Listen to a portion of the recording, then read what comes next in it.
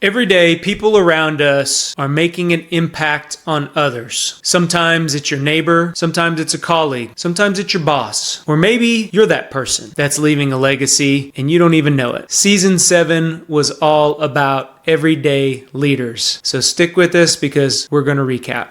Welcome everybody. Welcome everybody. Welcome everybody. Welcome everybody. Welcome everybody. Welcome everybody. I am your host, John Espinosa. I am your host, John Espinosa, to the Leaders Leading Leaders podcast. Hey everyone, John here. Welcome to the Leaders Leading Leaders podcast. This is season 7 closer.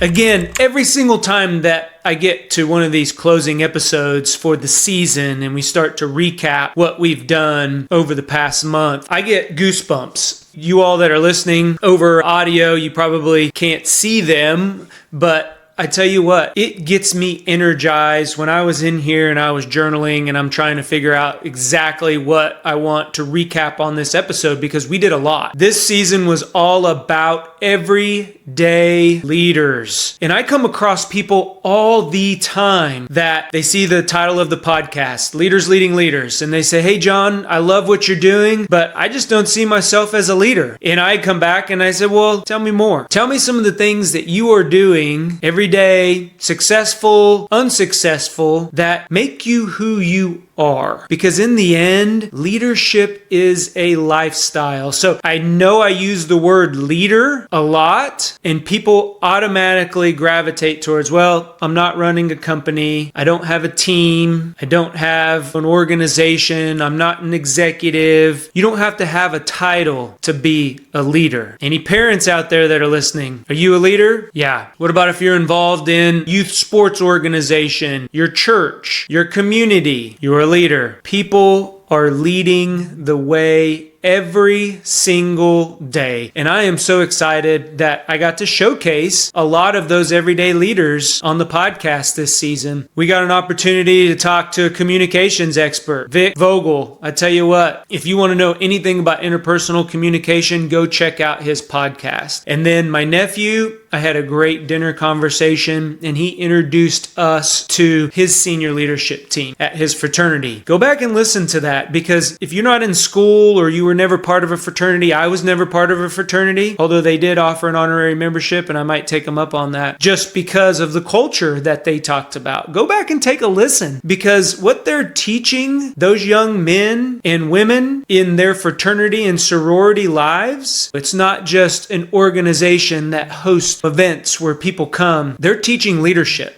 They're teaching how to be a servant leader. They're teaching how to contribute back to your community, how to network, and how to make sure that when you get done with college, you're set up for success to go into the job that you've been working on, into the degree field that you want to study, or anything that you want to do. So those interviews alone are gold. A masterclass in communication and a masterclass in leadership. Go back and listen to those. And then we really dug deep into what I feel is the essence of everyday leaders. I talked to a lot of people and they struggle with the concept, even the word leader or leadership. So the first topic that we unpacked in this season was hiding in preparation. People believe that when they're thinking and they're planning and they're getting ready to ... they're working. They're not. That is preventing you from moving into action. In my experience, I've shared over and over again about getting this podcast up and running. I was hiding in preparation. I was trying to get the right environment, trying to get the right light, trying to get the right mindset, waiting for the right time of year. Is there ever a time of year to start a podcast? No, there's not. It took a couple events in my life to give me a swift kick to say, all right, we got to get this thing going. And you all know we do it messy here on the Leaders Leading Leaders podcast. Go back and watch the episodes. I was in Austin last week and I got to record on the rooftop, set up the camera.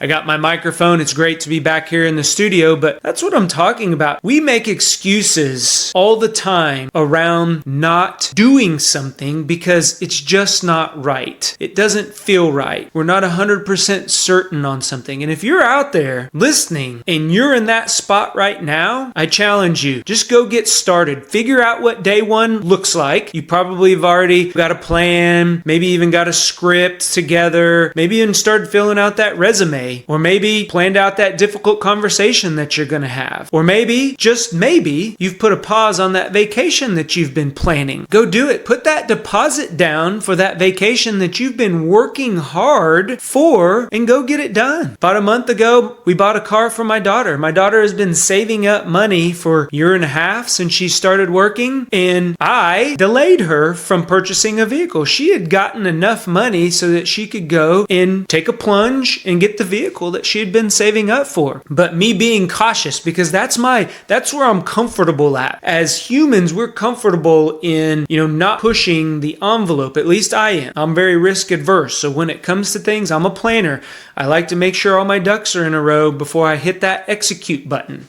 Right? Before I hit the enter button. But we just went and got it done. We started looking at vehicles, and guess what? She got the car of her dreams. Yeah, the interest rate's a little high, or maybe the dealership didn't give us the best deal, but we got it done. And that's what I'm talking about. When you hide in preparation and you plan and you plan and you plan, planning is good, but sometimes we just need to hit that metaphorical record button in this example and start talking. Yeah, it's not going to be pretty at first. We may fail, but we pick ourselves up and we learn from that experience. And now we have that experience to feed into our intuition. So next time something like that comes about, we've been there, we've done that, and now we can even advise somebody else who is in that situation. So don't hide in preparation. We also talked about how sometimes people around us in our inner circle, the ones that love us the most, can be our biggest critics. And that can devastate people when they're energized about something. They're going to go start a new career, or they're thinking about making a change in their life. Maybe it's starting a diet or an exercise routine, or just getting outside and walking. Or maybe you're looking at making a move, moving from one state to another state. You've been around your family your whole life, and guess what? You're making a move. And we go and we talk to that one person that we love, that loves us, our significant other or a family member, and we sit down and we pitch this big idea. And we're bringing a lot of energy there, and guess what happens? They say, John, I don't know about that. Have you thought about this, in this? Or they ask you, why would you do that? And boom, we automatically start thinking about the negative. Why are we doing this? We question ourselves. And it's not that the people don't care about us. In fact, they care too much. As parents, we do this all the time with our kids. How many times as parents have a kid, one of your children, come to you and said, hey, I want to go try this out. And you're like, no, you haven't even given them the benefit of the doubt to explain why, or ask the question, hey, tell me more about that. I'm interested. Lean in. Keep moving forward when you face adversity, when you face that challenge. When you start to get that uncomfortable feeling, that's when I lean into situations now. And it takes a lot of time and practice. It doesn't come easy for me, and it probably doesn't for you as well. But I challenge you again. This is going to be an episode of challenges. I challenge you, next time you start to feel those butterflies, you start to feel that uneasiness, you start to kind of back away. Before you say no, before you say, all right, yeah, you're right,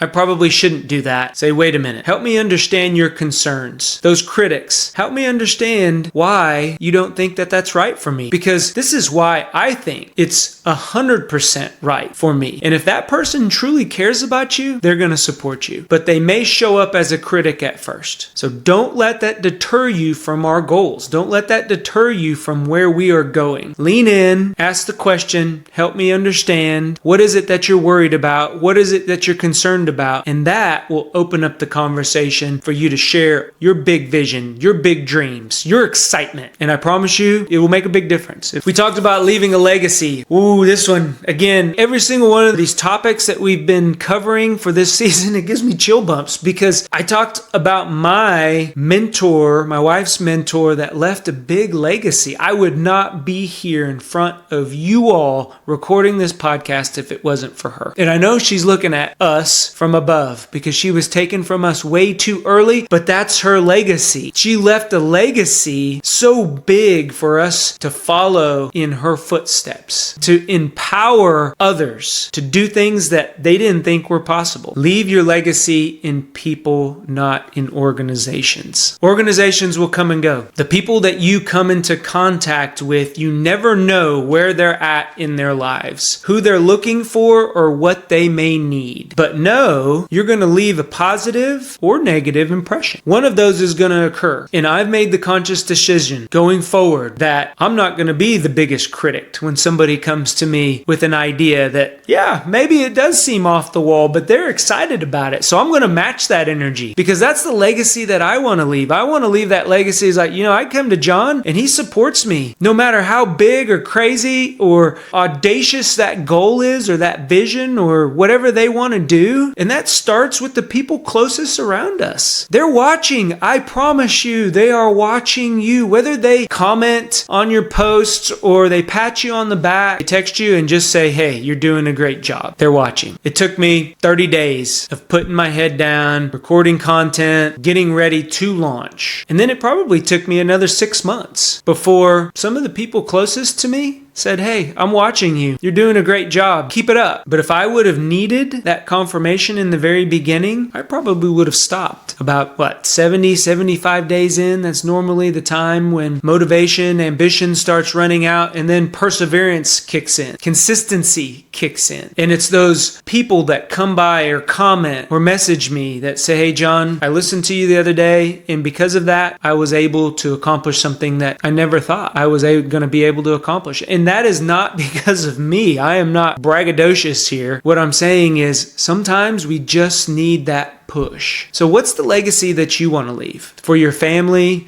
for others, but put that into people. Don't put it into an organization because then that will feed forward. You never know when you're going to help somebody else out and then they're going to go help way more people than you could even imagine. So put your legacy in people, not into organizations. And then we talked about continuing to do what you've always done. If you don't change, you're going to be in the place that you've always been. And when I talk to leaders, when I talk to people who want to make a change and they have big goals and maybe they're hiding in preparation. Maybe they pitched an idea to somebody within their inner circle and they were faced with that criticism. But when it comes down to the change that we want to make as individuals, it has to come from within here. And for those listening, I'm pointing to my heart. We have to have the ambition, the drive, the motivation, purpose to go out and get it done because it is not going to be easy. It may not be as hard as we tell ourselves it's going to be, but there's going to be a time when we start to make that change and we're going to be faced with a little adversity. I feel it right now. I feel it 9-10 months into starting this business, into starting this podcast. I get questions all the time about, hey, John, I see you on social media. I notice you don't have as many likes or as many followers. That doesn't matter to me. That will come. My purpose, my why is to help as many people as I possibly can. All that other stuff is going to be down the road. It's just a matter of showing up consistently and making sure that you're grounded in your purpose, in your why. And I am, because I am truly here to create the best version of myself so that way I can help others get to where they're going. And in turn, pay that forward. Hopefully that's what I'm doing through this podcast. But I had to make a conscious decision, and so will you, to change. Because if you think that you can continue to do the same things that you have always done, how can we ever think that we will get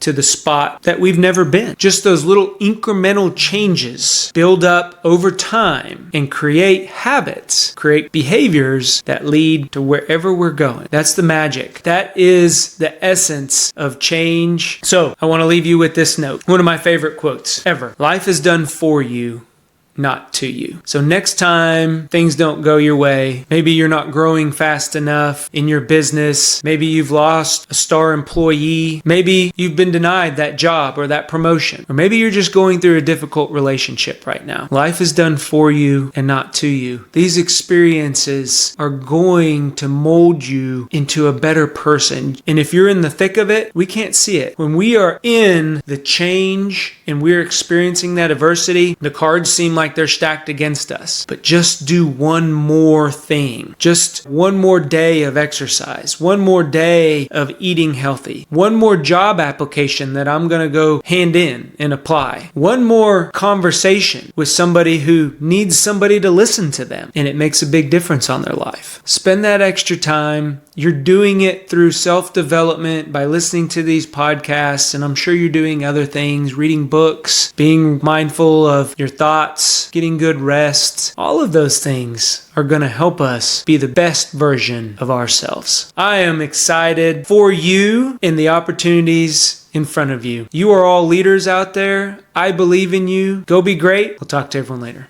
Bye. If you like what you're hearing, do us a favor. Click on that subscribe button. Give us a thumbs up or leave a comment. That lets us know that what we are putting out benefits you. If you want additional information or resources or learn how to work with me, head on over to thejohnespinosa.com, because when we become better versions of ourselves, it helps us get others to where they're going. Go be great. Talk to everyone later.